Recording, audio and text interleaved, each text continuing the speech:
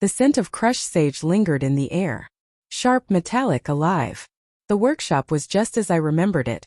Glass vials lined like soldiers, copper runes gleaming faintly under candlelight, and in the center the half-finished elixir that had once cost me my life. Only one thing was out of place. Loki stood by the door, hands clasped behind his back, eyes soft with practiced affection. His golden hair caught the light, his smile gentle, disarming. The same smile that once made me forget who I was. "Jade," he said, voice low, hesitant. "I didn't know how to say this before. But I can't keep it inside any longer. I love you." The words hit like a knife, familiar and foreign all at once. I had heard them before. In this same room, with the same light falling across his face. The first time I dropped my quill in disbelief, heart racing, cheeks burning. I had been 21 then, too young to understand how easily honey could hide venom.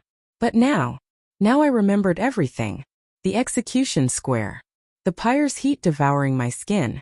Loki's hand entwined with Bella's as he watched me burn. The taste of ash and betrayal on my tongue. My heart didn't race this time. It went cold. I blinked slowly, taking in every detail. The nervous tap of his finger, the faint smudge of ink on his sleeve, the flask of amber liquid behind him. It was all the same. Even the timing. I was back. Reborn. The gods, or perhaps alchemy itself, had given me a second life. "You love me," I repeated softly. "Since when?" Loki stepped closer, his scent, oakwood and mint, curling around me. "Since always, I think. I was just too afraid to say it. You've always been beyond me, Jade. Brilliant, radiant. I thought I had to earn your love first." His tone was trembling, boyish. Anyone else would have believed him. But I could still see him from another lifetime, standing before the royal council, pointing to me and saying, "It was Jade Rosewood. She stole the crown's secrets." My nails dug into my palm. I smiled anyway. "Loki," I murmured. "Why today?" He laughed nervously. I suppose I couldn't hold it back any longer. And with the philosopher's bloom nearing completion, I thought, maybe we could be partners in everything. In alchemy, in life. There it was. The true confession. The philosopher's bloom. The elixir of creation. The culmination of my life's work. A formula capable of transmuting essence into gold. In my past life I had given it to him. Freely. Because he had said those exact words. Partners in everything. I turned away, pretending to busy myself with the cauldron. The mixture inside shimmered a deep violet. Threads of gold running through it like veins of light. "And what would you do with such power, Loki?" "Share it with you," he said, stepping closer. "Imagine it. Our names written in the archives of the Alchemist court side by side. The world will finally see you for who you are. I'll make sure of it." He reached out, his fingers brushing mine. The contact triggered another memory. A bright spring morning, his hand over mine as we drew the first transmutation circle together. I had thought it fate. I had thought it love. Foolish girl. I withdrew my hand. "That's kind of you," I said, my voice even. "But I no longer believe in shared names." He blinked, confused. "What do you mean?" I looked him in the eyes, those honey-brown eyes that once lied so beautifully, and let my lips curl just slightly. "I prefer to work alone." His smile faltered. "Jade, I don't understand. Did I say something wrong?" "Only everything," I whispered. I moved past him, reaching for the vial he had been eyeing since he walked in. "The bloom isn't ready yet. You should go. The fumes are dangerous for those without training." "I can handle it," he said quickly. "You know how much I've learned from you." "Oh, I know," I cut in. "You've always been a quick learner." He hesitated. Something flickered in his gaze, confusion, irritation. The mask was slipping. "I only wanted to help," he murmured. "Then do as I say and leave."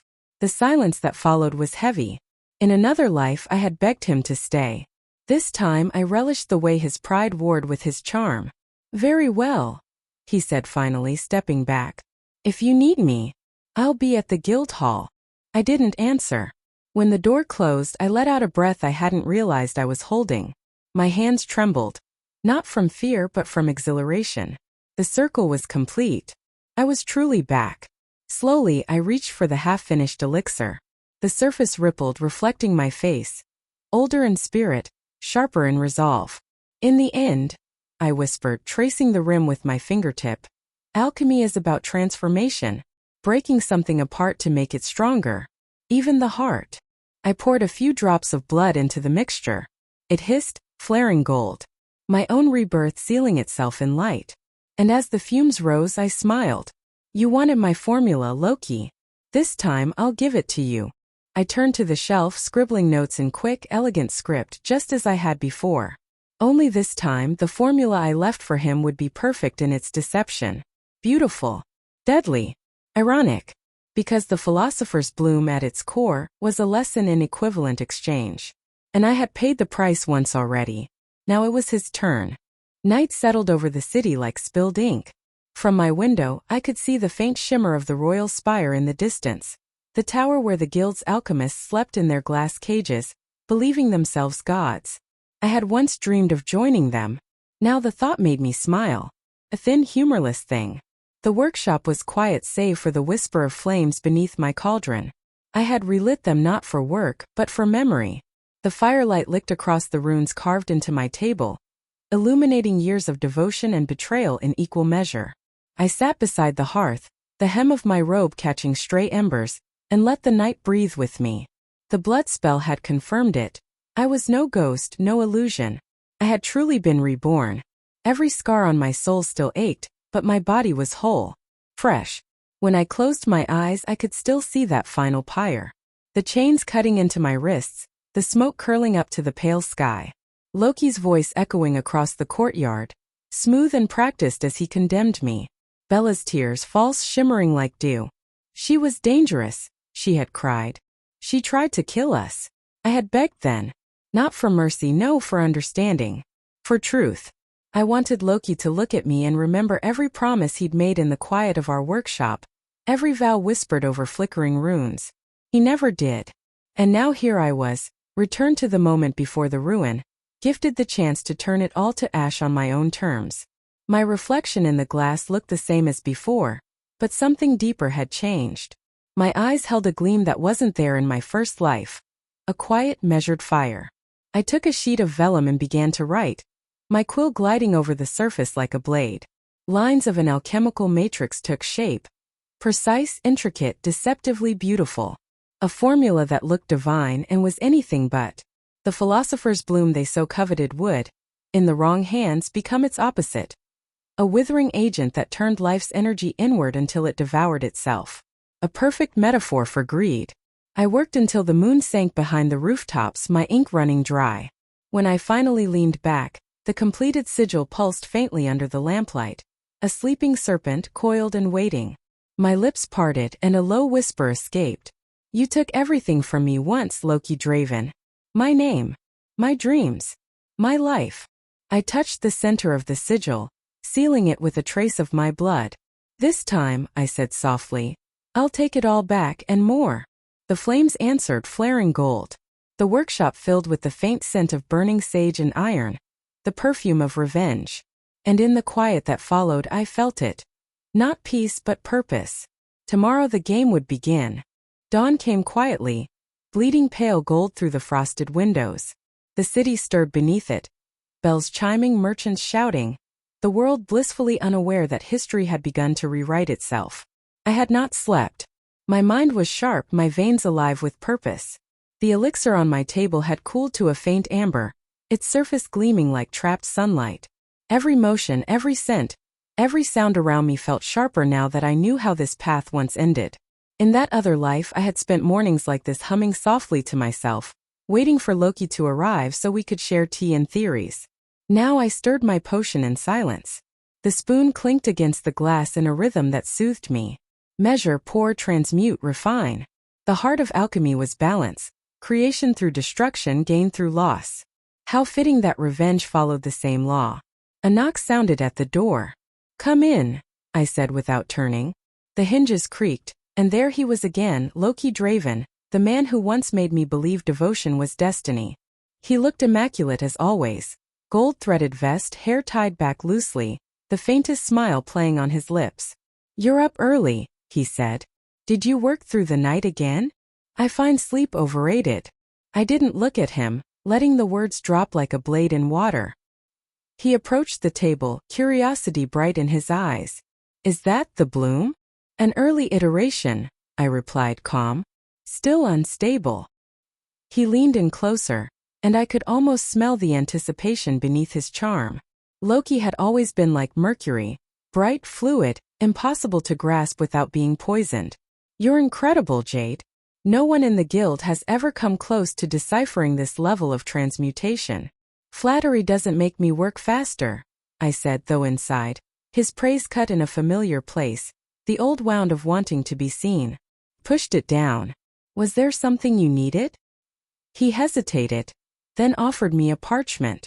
A summons from the guildmaster. He's hosting a symposium in 3 days. He's asked for demonstrations, and he wants you to attend. With me. In my first life, this was where everything had begun to unravel. I had gone, thinking it a chance to show the world our research. Instead, I'd stood beside Loki as he presented my creation as his own, my name missing from every record. With you, I repeated, feigning surprise. Yes. He smiled. We're partners, aren't we? The word partners made something coil in my stomach. Very well, I said lightly. But you'll need something to present, won't you? His eyes gleamed. You'll let me show the bloom? A version of it, I corrected. The public deserves something spectacular, don't you think? You're certain it's ready? I met his gaze, my lips curling. It's perfectly ready. He grinned, relief washing over him. Then we'll make history, Jade. Together. I nodded slowly. Together. He left soon after, humming under his breath. That same tune he used to whistle while dismantling my life. I waited until his footsteps faded before exhaling. The mask was slipping back into place. Every word I'd spoken had been a test, and he had failed all of them. His greed hadn't dulled with time. It had only ripened. I turned back to my cauldron. The elixir had darkened slightly, reacting to the trace of blood I'd mixed into it. I added a single drop of mercury, watching it twist and shimmer before splitting into 2 distinct hues, gold and violet. Perfect, I murmured. A mirror of desire. In alchemical theory, the bloom was supposed to stabilize matter into perfection, but I had rewritten the equations. Now the more one desired to control it, the faster it would corrupt. A self-consuming cycle. Equivalent exchange. I bottled the potion, sealing it with wax etched in faint sigils of reversal, the kind that only an alchemist of mastery could even detect. Loki wouldn't notice. His knowledge was mimicry, not mastery. When I was done, I stepped to the window. Below, the streets were alive, merchants setting up stalls, apprentices rushing toward the guild. Among them, I caught sight of a familiar figure. Pale hair, flowing lilac gown. Bella Ardent. My lips curved, though not in kindness. Even from a distance she glowed, that delicate, noble charm that had once drawn pity and admiration in equal measure. I remembered how she clasped my hands in our first meeting, her smile trembling. I've heard so much about you, Miss Rosewood. Loki says you're the mind behind all his success. I had laughed then, foolishly pleased. He exaggerates. No, she'd whispered, her eyes shining. You're remarkable. Truly. I wish I had your talent. I hadn't realized her wish came with teeth. Now seeing her again, I felt nothing but clarity. Soon, I whispered. You'll both have everything you ever wanted. The potion on my table pulsed once, a faint shimmer rippling across its surface. Outside, a bell tolled, the morning call for the guild's apprentices. The day was beginning, the world blissfully ignorant that I had already begun to unmake it. I drew the curtains shut and turned back to my bench. The false formula needed one last adjustment, a touch of divine irony. I added a drop of my tears to the mixture, binding it with the essence of sincerity. A lie sealed with truth. Alchemy, I murmured, was never about power. It was about consequence. I corked the vial and set it beside my notes. And this, I whispered, is yours, Loki Draven. The day before the symposium arrived, draped in an uneasy calm. The city glittered beneath a veil of mist, and the air buzzed with whispers of excitement. Every alchemist, noble and merchant with a claim to intellect would gather tomorrow within the marble halls of the guild to witness Loki Draven's masterpiece. My masterpiece. I walked through the inner courtyard, my hood drawn low, blending with the morning crowds. Apprentices hurried past with bundles of parchment and reagents, their chatter light and oblivious. The guild's fountains glimmered in the dawn light, each one carved with sigils of transmutation that represented progress, knowledge, and trust. I almost laughed. Trust was the prettiest lie of all. I entered the library quietly, my boots barely whispering against the marble floor. It smelled of old ink and regret, a scent that once brought me comfort. In another life, I had spent countless hours here, dreaming of discovery beside a man whose voice could make me forget myself. "Jade," he had once said, "your hands were meant to shape the impossible." And I had believed him. A soft laugh echoed from between the shelves, pulling me back to the present. I froze. There they were, Loki and Bella, seated together at one of the study tables, parchment spread before them. Bella leaned close, her fingers brushing his wrist. The same intimacy, the same quiet devotion that had ruined me once. They were whispering. "She'll never know," Bella murmured, a trace of guilt in her tone. "You're sure she won't recognize what you're presenting?"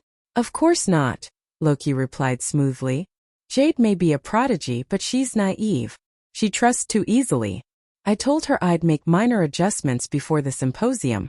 She won't question it." Bella bit her lip, nervous. "And the formula, it's safe?" He smiled, that same smile that had once melted every wall I had built. "Safe enough. Once I secure the guild's favor, we'll have everything we ever wanted. A seat among the High Council, wealth, recognition, and you, my darling, will finally have the life you deserve." Darling. The word cut through the quiet like a blade. I felt my pulse steady, not quicken, not flare with pain, just steady. Because this was confirmation. They hadn't changed. Not in this life or the last. I watched from between the shelves as Bella rested her head briefly on his shoulder, her voice soft and trembling. "Loki, do you ever feel guilty?" He laughed quietly. "Guilt is for those too weak to seize opportunity. Besides, Jade will thank me one day when she sees what her work has accomplished." I smiled then, slow and sharp. "Oh, I will thank you, Loki. Just not in the way you imagine." I left the library without a sound, my steps light, almost graceful. Outside, the rain had begun. A fine silver drizzle that turned the air heavy with petrichor. The world was washing itself clean. Back in my workshop, I lit a single lamp and set to work. The formula I had given Loki was already primed to turn on its wielder, but I wanted more than poetic irony. I wanted spectacle, humiliation so undeniable that even the gods would turn their faces away. I took the mirror elixir, the corrupted version of the bloom, and began refining it. I layered it with compounds of essence binding and revelation salts, the kind used in truth elixirs and oath detection. When exposed to heat and light, it would reveal the origin of the alchemical aura, showing whose energy had truly birthed it. Mine. The air shimmered faintly as the reagents fused. The mixture changed hue, deepening from violet to crimson gold. "Tomorrow," I whispered, "your lies will burn." I sealed the new version and packed it in a small crystal vial, marking it with the rune of transference. During the demonstration, Loki would think he was handling the same potion I had given him before. He wouldn't notice the substitution, not with the crowd's eyes on him, not with pride thickening his veins. As I packed my tools away, a soft knock came at the door. "Enter." The door opened to reveal a tall man in a black cloak, my old acquaintance Master Harlan Vane, once the guild's youngest council member, now retired. He had always been one of the few who saw through Loki's charm. "Jade Rosewood," he greeted, stepping in. His gaze swept the workshop. "I heard you're attending the symposium tomorrow." "Observing," I corrected, smiling faintly. "Not presenting." His eyes narrowed. "You're planning something." "Perhaps," I said softly. "Or perhaps I've simply learned to let the truth reveal itself." He studied me a moment longer before nodding. "If you intend to expose them, make it clean. The guild devours its wounded but worships spectacle. I intend to give them both." Harlan smiled faintly, almost approving. "Then may the laws of alchemy favor your hand." When he left, I extinguished the lamp and stood in the dim light. The air was thick with anticipation, the calm before fire meets air, before reaction becomes irreversible. I sat by the window and watched the rain slide down the glass, tracing paths like memory. My reflection stared back, older, colder but alive. Tomorrow, I whispered to her, we take it all back. The storm outside answered with a low rumble, and for the first time in 2 lifetimes I smiled. The guild's grand hall was a cathedral of knowledge. Arched ceilings laced with gold sigils, glass chandeliers shimmering with suspended lightstones, marble floors that echoed every secret ever whispered within these walls. By midday it was overflowing with brilliance and ambition. Scholars in embroidered robes filled the rows, nobles sat poised with jeweled fans, and the air pulsed with expectation. It was the perfect stage for revelation or ruin. I arrived quietly, wearing a simple black gown that brushed the floor like spilled ink. My hair was bound in a braid laced with silver threads, a mark of mourning and mastery both. People turned to look, whispering my name in fragments. Jade Rosewood. The prodigy vanished for years. I ignored them all. My gaze found Loki instantly. He stood at the front, radiant in white and gold, the image of a man born to dazzle. Bella lingered beside him in a lavender gown, her fingers brushing his sleeve, a touch that once would have made me ache. Now it only made me smile. Guildmaster Orin. Loki greeted with a bow as the elder took his seat. Today, I present to you the culmination of a decade's pursuit, the philosopher's bloom. A ripple moved through the crowd.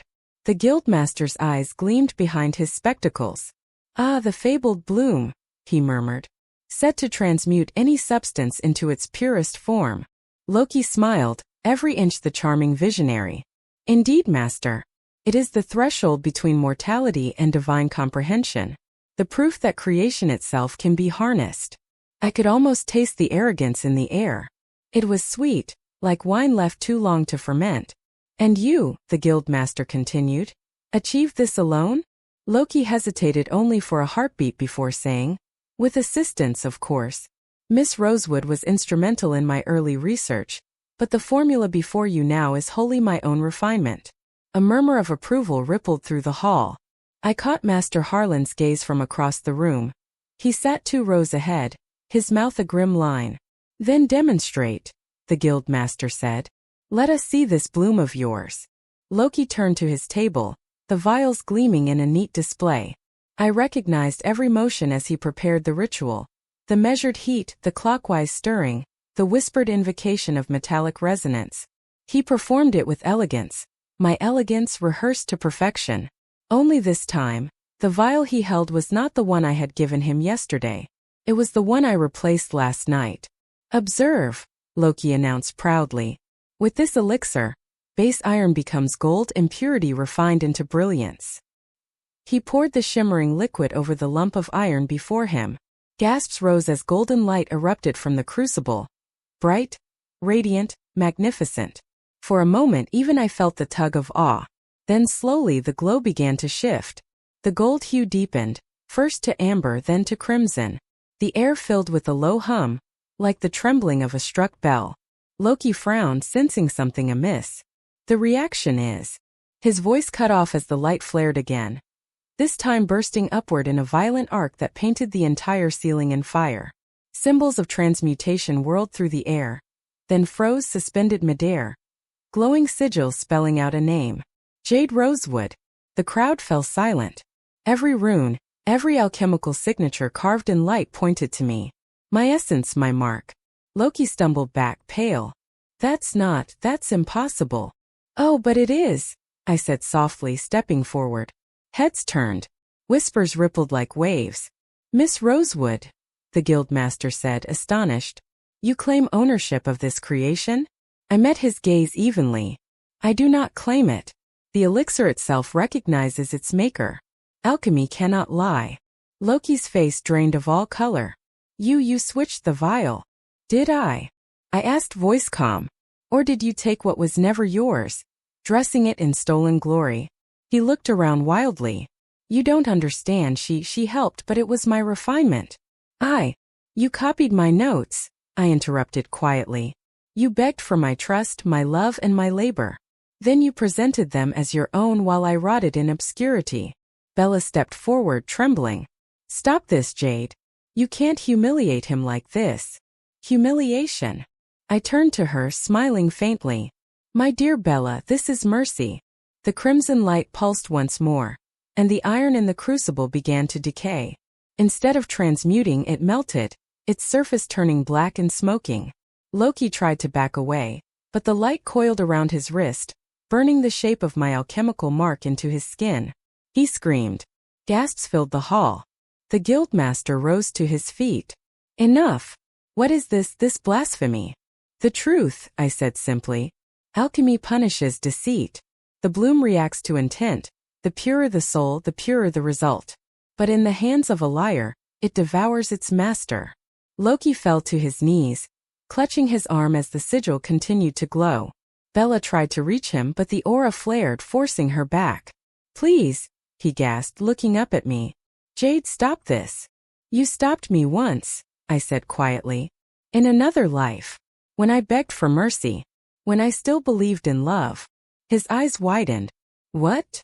Consider this my experiment completed, I whispered. Love was the catalyst. Betrayal was the reaction. And this, I gestured to the burning sigil, is the product. The light died suddenly, leaving only silence. Loki collapsed, panting, the mark still smoking faintly on his skin. I turned to the guildmaster, bowing slightly. Forgive the disturbance, Master Oren. It appears Mr. Draven's formula was less stable than he believed. A stunned hush filled the hall. Then slowly applause began, uncertain at first, then swelling like a storm. Not for Loki. For me. I met Bella's gaze one last time. Her lips trembled, her eyes glistening with something that was not remorse but fear. I leaned in close as I passed her. You should start praying, I whispered. Because his ruin was only the beginning. And with that I left the hall. The heavy doors shut behind me, sealing away the echoes of what I'd taken back. Outside, the sky had cleared, sunlight spilling over the courtyard in molten gold. I closed my eyes, breathing in the warmth. For the first time in 2 lives, I wasn't the one bleeding. The guild fell into a hush for days after the symposium. Whispers lingered in the marble corridors like ghosts, murmurs of alchemical heresy, of betrayal laid bare before the entire council. My name, once buried beneath Loki's shadow, was now on every scholar's tongue. Jade Rosewood, the woman who made truth visible. I didn't bask in it. Fame was merely the echo of recognition, and echoes faded. What I wanted was silence, the kind that comes only after the storm. Loki didn't appear at the guild again. Rumor said he'd been confined to his estate, raving about cursed light and burning sigils. Some claimed the mark on his arm had begun to spread, that it seared through his veins like molten regret. I never went to see it, but I could imagine it well enough. Equivalent exchange, I thought. You took everything from me. Now you'll carry my name carved into your flesh until it consumes you. Bella, meanwhile, still walked the city streets, though no longer with her head high. The nobility who once adored her now crossed the road to avoid her. The guild withdrew her family's patronage. Even the apprentices whispered behind her back. Their admiration turned to pity. I caught sight of her one evening outside the alchemy quarter. The sunset painted her lilac gown in faded bruises of color. She stood alone, clutching a letter, her eyes red from crying. For a moment I almost pitied her. Almost. I crossed the street toward her, each step measured, deliberate. She startled when she saw me, taking a half-step back. Jade, she breathed. I didn't. I never meant for it to go so far. Didn't you? I asked softly. Loki said he'd share credit, she stammered. He said you wanted him to present it. And you believed him. I smiled faintly. You knew what he was, Bella. You saw how he used others. But you still reached for him, because you wanted what he could take from me. No. You did. I leaned closer, my voice barely above a whisper. You wanted his name, his prestige, his promise of a life above yours. So you fed him my secrets, smiled at him with trembling hands, and convinced yourself it was love. Her lip trembled. You're wrong. I'm merciful, I corrected. Because if I weren't, you'd have shared his fate. I brushed past her, leaving her trembling in the fading light. Behind me I heard her voice break. Jade, please. I'm sorry. I didn't turn. Sorry was the weakest transmutation of all. An attempt to change guilt into innocence without the proper catalyst. And I no longer dealt in failed experiments. Back in my workshop, the air was thick with the scent of sage and copper. The circle on my workbench glowed faintly, a complex lattice of sigils surrounding a single glass sphere filled with pale blue flame. The essence of the bloom purified and bound. My true work untouched by deceit. I placed my hand above it, feeling the warmth pulse through my palm. "It's done," I whispered. The past paid its due. But even as I said it, a strange hollowness lingered beneath the satisfaction. Revenge was supposed to feel like release. Instead, it felt like silence after screaming. Raw and vast, with too much space for memory to echo. I loved him once. The thought slipped through before I could stop it. The image of his smile, the way he used to trace the edge of my wrist while we worked. The sound of his voice whispering, "Together, Jade. Always." I exhaled slowly and let the memory dissolve into the air. Love was the first transmutation, the one that taught me creation requires surrender. But vengeance was the final one. The purification of what remains after everything else burns away. A soft knock came at the door. "Enter," I said without turning. Master Harlan stepped in, his cloak heavy with rain. "It's done then. It's over." He studied me for a long moment. "And are you free?" I hesitated, then smiled faintly.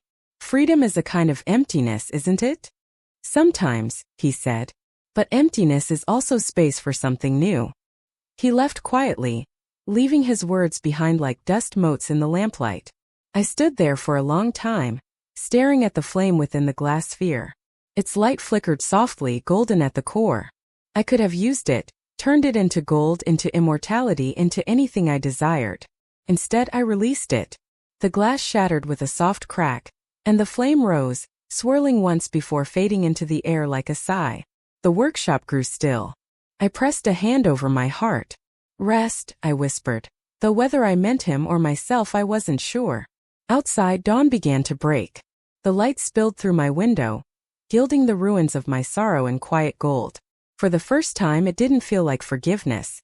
It felt like truth. Weeks passed. The scandal never quieted. Loki Draven's name, once gilded in admiration, became a curse whispered in the guild's corridors. His house lost its patrons. His research was seized for ethical violations. They said he'd taken to locking himself in his laboratory, desperate to undo the mark on his arm. The burn, of course, could not be healed. It was my seal, forged from truth. Bella vanished from the city soon after. Some claim she'd fled to the western provinces, others that she joined a monastery to seek redemption. I never cared enough to confirm either rumor. Her story had ended the moment she chose deceit over decency. As for me, I rebuilt. The guildmaster offered me a council seat, a chance to reform the alchemical order from within. I accepted, but not for prestige. My purpose was quieter now, to teach those like I once was, the ones who believed brilliance must be tempered by obedience. My students learned differently. They learned that creation requires courage, and that power means nothing if you trade it for love that asks you to kneel. In the evenings, when the laboratories emptied and the moon hung low, I would stand by the balcony overlooking the river. The scent of night-blooming herbs drifted through the air, and the city lights shimmered on the water like molten stars. Sometimes I thought of the girl I had been, the one who gave everything for affection and died for it. I no longer mourned her. She was the necessary ingredient, the sacrifice that made this version of me possible. Alchemy teaches that every rebirth demands combustion. One life burns so another may rise from its ashes. I had lived that principle twice. Now at last I understood it. I am Jade Rosewood, the alchemist who turned betrayal into gold. And this time the fire is mine to command. If this story has stirred your soul, let your light remain, like the flame of a promise. Like, subscribe, and return for the next tale. For our alchemy of stories has only just begun.